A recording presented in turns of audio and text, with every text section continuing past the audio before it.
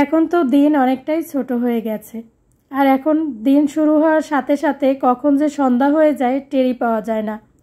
12টার মধ্যে মনে হয় যে দিন শেষ হয়ে যায়। তবে দিন ছোট হলে কি হবে, আমাদের কাজ তো আর কম না। সংসারের সব কাজ গুছিয়ে নিতে হয় সময়ের মধ্যে।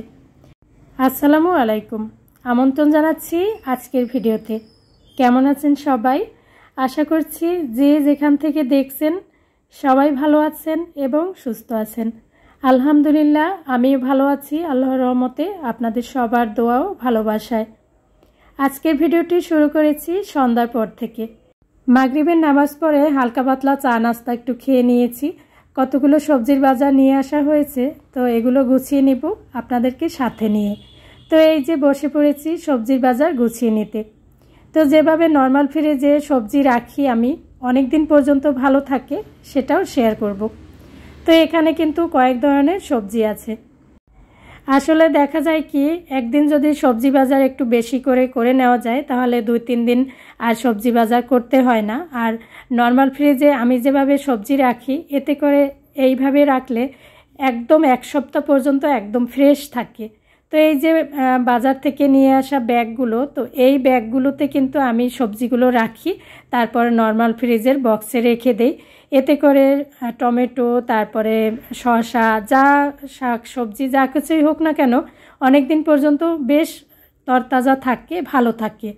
তো এই যে আমি কিন্তু এক এক করে সবগুলো সবজি এই ব্যাগে করে ভরে রাখছি। এই ব্যাগগুলো কিন্তু আমাদের বাসায় কোনো না কোনো বাজারের সাথে চলেই আসে। তা আমি এই ব্যাগগুলো রেখে দেই।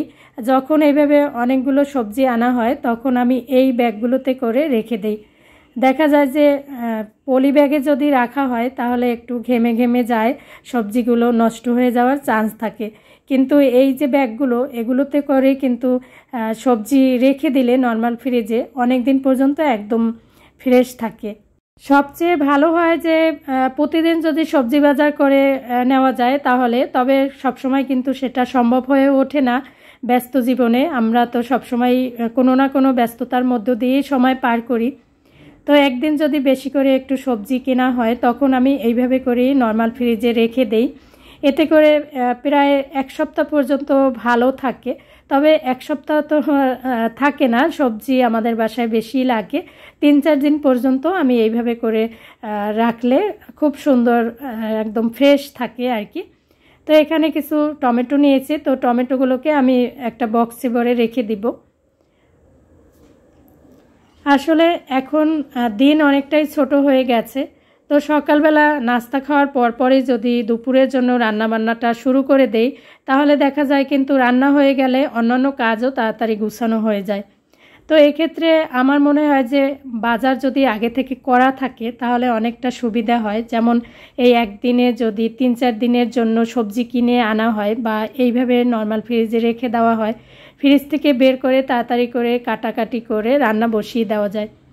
আর যদি বাজারের জন্য ওয়েট করতে হয়, অনেক সময় দেরি হয়ে যায় বাজার থেকে ফিরে আসতে, তো তখন দেখা যায় রান্না করতে অনেকটা দেরি হয়ে যায়।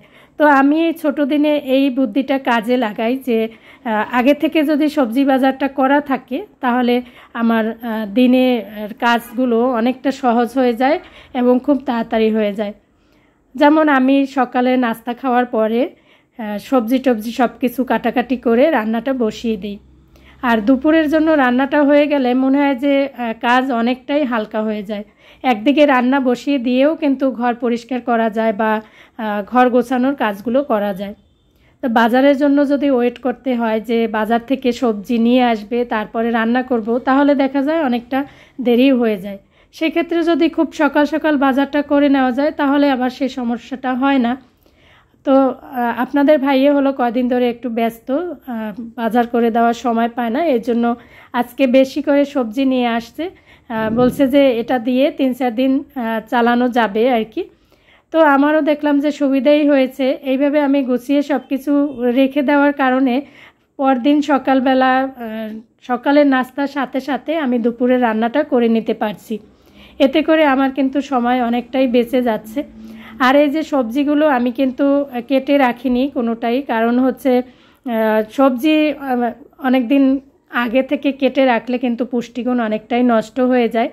আগে অবশ্য বক্সে ভরে কেটে রেখে দিতাম, এখন এইভাবে ব্যাগে করে রেখে দেই। এতে করে নর্মাল ফ্রিজে বেশ 1 সপ্তাহ পর্যন্ত ভালো থাকে, তরতাজা থাকে। আর সবজিগুলো যদি একটু তাজা হয় তাহলে সবচেয়ে ভালো হয়। তো এখানে কিছু কাঁচামরিচ আনা হয়েছিল, তো কাঁচামরিচগুলোকে কিন্তু আমি বোটা ছাড়িয়ে নিয়েছি। আর ধনিয়া পাতাগুলোকেও ভালো করে মানে খুব সুন্দর করে গুছিয়ে রেখেছি, যাতে করে আমি রান্নার সময় ওয়াশ করে রান্নাতে দিয়ে দিতে পারি। আর আমি কিন্তু কোনো কিছুই ধুয়ে রাখিনি, আজকে হচ্ছে আমার একটু ঠান্ডার সমস্যা, তো সন্ধ্যার পরে এগুলো আর ধোয়া হয়নি। তো এইভাবে করেই আমি রেখে দিয়েছি, যখন আমি রান্না করব তখন কিছু সময় আগে ভিজিয়ে রাখবো, তারপরে ভালো করে ধুয়ে রান্নার কাজে যা লাগাবো সেগুলো করে নিতে পারবো আর কি। তো সব সময় দেখা যায় যে সবজি যদি ফ্রিজে রাখি একটু ভালো করে পরিষ্কার করে তারপরে হচ্ছে ভালো করে শুকিয়ে নিয়ে, মানে কোনো কাপড় দিয়ে পানিটাকে শুকিয়ে নিয়ে তারপরে ফ্রিজে রেখে দিই। তো আজকে হচ্ছে সবজিগুলোকে এইভাবেই রেখে দিয়েছি। আর এখানে কিছু লাউ শাক আছে, তো লাউ শাক আমি আজকে ভাবছি যে একটু ভর্তা করব। আর এগুলোকে এইভাবে করে পরিষ্কার করে রেখে দেব, পরের দিন বাকিটা সুন্দর করে পরিষ্কার করে ধুয়ে রান্না করে নিব। তো এখানে কিছু কচি কচি লাউ শাক নিয়েছি ভর্তা করার জন্য। তো আমি যেভাবে লাউ শাক ভর্তা করেছি সেটাই আপনাদের সাথে একটু শেয়ার করে দিচ্ছি। তো এখানে কিন্তু একদম কচি পাতাটা নিয়েছি, কচি লাউ পাতা ভর্তা করলেই আমার মনে হয় বেশি ভালো হয়। তো আমি কিন্তু আজকে প্রথমবার এই লাউ শাক ভর্তা করেছি, এত বেশি টেস্টি হয়েছিল। যেহেতু খাওয়ার পরে ভয়েস দিচ্ছি, সত্যি কথা এক কথায় অসাধারণ একটা ভর্তা, এই যে লাউ পাতা ভর্তা। তো এখানে আমি যা দিয়ে ভর্তা করব আর কি সেগুলো সব কিন্তু রেডি করে নিয়েছি, কাঁচামরিচ, শুকনো মরিচ, পেঁয়াজ, রসুন। তো অনেক আপুরাই তো এই লাউ পাতা ভর্তা করে খেয়েছেন, আমি আসলে আজকেই প্রথমবার লাউ পাতা ভর্তা করেছি। আর যারা কখনো লাউ পাতা ভর্তা করেননি তো তাদের জন্যই আমি এই রেসিপিটা শেয়ার করলাম। সত্যি কথা বলতে আমার কাছে অসাধারণ লেগেছে এই লাউ পাতা ভর্তাটা। যারা খেয়েছেন তারা তো জানেন, আর যারা খাননি একবার এইভাবে করে ট্রাই করে দেখতে পারেন। তো আমি সুন্দর করে কিন্তু লাউ পাতাগুলোকে বেছে নিয়েছি। আর লাউ পাতাগুলো এত বেশি কচি ছিল যে এই যে আমি এখান থেকে লাউ পাতায় যে আঁশ থাকে সেটা টেনে বের করতে পারছিলাম না, এতটাই কচি ছিল এই পাতাগুলো। তো একটা একটা করে সব পাতা সুন্দর করে আমি পরিষ্কার করে বেছে ছোট ছোট কুচি করে কেটে সিদ্ধ করে নেব একটু সামান্য লবণ দিয়ে। তো বন্ধুরা, আসলে এতক্ষণ যারা ধৈর্য ধরে আমার কথা শুনছেন, ভিডিও দেখছেন, তাদের সবাইকে জানাই অসংখ্য ধন্যবাদ। মন থেকে অনেক অনেক দোয়া, অনেক অনেক ভালোবাসা। অনেক বন্ধুরাই ভিডিওতে কমেন্ট করেন যে আপু অনেক দিন ধরে ভিডিও দেখি কিন্তু কমেন্ট করা হয় না, আজকেই প্রথম কমেন্ট করলাম। তো সেই আপুদের জন্য অনেক অনেক ভালোবাসা, অনেক অনেক দোয়া। আসলে অনেক নীরব দর্শক আছেন যারা কিনা ভিডিও দেখেন কিন্তু কমেন্ট করেন না হয়তো, সেই নীরব দর্শকদের জন্য মন থেকে অনেক অনেক দোয়া করছি, অনেক অনেক ভালোবাসা তাদের জন্য। তো সেদিন সন্ধ্যার পরে আমার বোন ফোনে কথা বলছিলাম ওর সাথে, তো ও বলছে যে আপু ভিডিও দেখেছি। তারপরে ওকে আমি ধন্যবাদ জানিয়েছি, তো বলল যে আপু আজকে ধন্যবাদ জানালে হবে না, আমি কিন্তু প্রতিদিন তোমার ভিডিও দেখি, মানে প্রতিটা ভিডিওই দেখি। তো আজকে আমার ভিডিওর মাধ্যমে আমার ছোট বোন সহ সব নীরব দর্শকদের জন্য জানাচ্ছি অসংখ্য অসংখ্য ধন্যবাদ, অসংখ্য অসংখ্য দোয়া ও ভালোবাসা। সবার প্রতি আমি অনেক বেশি কৃতজ্ঞ, সত্যি কথা। তো এই যে আমি কিন্তু ছোট ছোট করে কুচি করে নিয়েছি যাতে শাকটা সিদ্ধ হতে একদম সময় কম লাগে, একটু লবণ দিয়েছি। আর এই যে ছোট পাত্রে করে সিদ্ধ বসিয়ে দিয়েছি, কারণ রাত অনেক হয়েছে, আমি শাকসবজি গুছাতে গুছাতে অনেকটাই রাত হয়ে গিয়েছিল। তো ভাবছি যে তাড়াতাড়ি করে যেভাবে ভর্তাটা করে নেওয়া যায় সেজন্য কিন্তু ছোট পাত্রে আমি সিদ্ধ বসিয়ে দিয়েছি। আর লাউ পাতাগুলো এত বেশি কচি ছিল যে অল্প সময়ের মধ্যেই সিদ্ধ হয়ে গেছে। আর এদিকে এই তো শুকনো খোলায় কিন্তু টেলে নিয়েছি পেঁয়াজ, রসুন, তারপরে হচ্ছে কাঁচামরিচ, শুকনো মরিচ। শুকনো মরিচগুলো, কাঁচামরিচগুলো একটু ঝাল ছিল না খুব বেশি একটা, এই জন্য একটু বেশি করেই দিয়েছি। তো পাতাগুলো সিদ্ধ হয়ে যাওয়ার পর আমি কিন্তু আবার এই পাতার গায়ে যে পানি থাকে সেটা শুকিয়ে নিয়েছি একটু শুকনো খোলায় তেলে।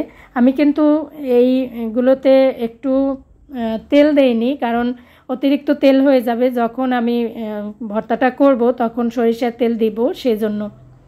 তো এই যে আমি এখন পাটায় সুন্দর করে বেটে নিব। সত্যি কথা বলতে পাটায় বেটে ভর্তা করলে কিন্তু খেতে অনেক বেশি ভালো লাগে। আর এই ভর্তার সাথে যদি কোনো মাছ দেওয়া যায়, যেমন চিংড়ি মাছ বা ইলিশ মাছ বা অন্য যে কোনো মাছ দিলেও আমার মনে হয় খেতে আরও বেশি ভালো লাগবে। আমি যদি ওই প্রথমবার এই লাউ শাক ভাজি মানে ভর্তা করেছি, ভাজি তো অনেকবার খেয়েছি, ভর্তাই প্রথমবার করেছি, আমার কাছে অনেক বেশি ভালো লেগেছে। মাছ না দিয়েও যে ভর্তাটা এত বেশি টেস্টি হয় আমার জানা ছিল না। তো পরবর্তীতে এক সময় আবার মাছ দিয়ে ভর্তা করব ভাবছি। তো এই যে আমার সবুজ সবুজ লাউ পাতা ভর্তা কিন্তু হয়ে গেছে। কে কে খেয়েছেন লাউ পাতা ভর্তা কমেন্টে কিন্তু জানাতে পারেন। আর যারা খাননি তারা এইভাবে করে একবার ট্রাই করে দেখতে পারেন। তো এই ছিল আমার আজকের ভিডিওটি দেখার জন্য সবাইকে জানাই অসংখ্য ধন্যবাদ। সবার জন্য অনেক অনেক দোয়া রইল, আমাদের জন্য দোয়া করবেন। পরবর্তী ভিডিও দেখার আমন্ত্রণ জানিয়ে আজকে তাহলে এখানেই বিদায় নিচ্ছি। আল্লাহ হাফেজ, আসসালামু আলাইকুম।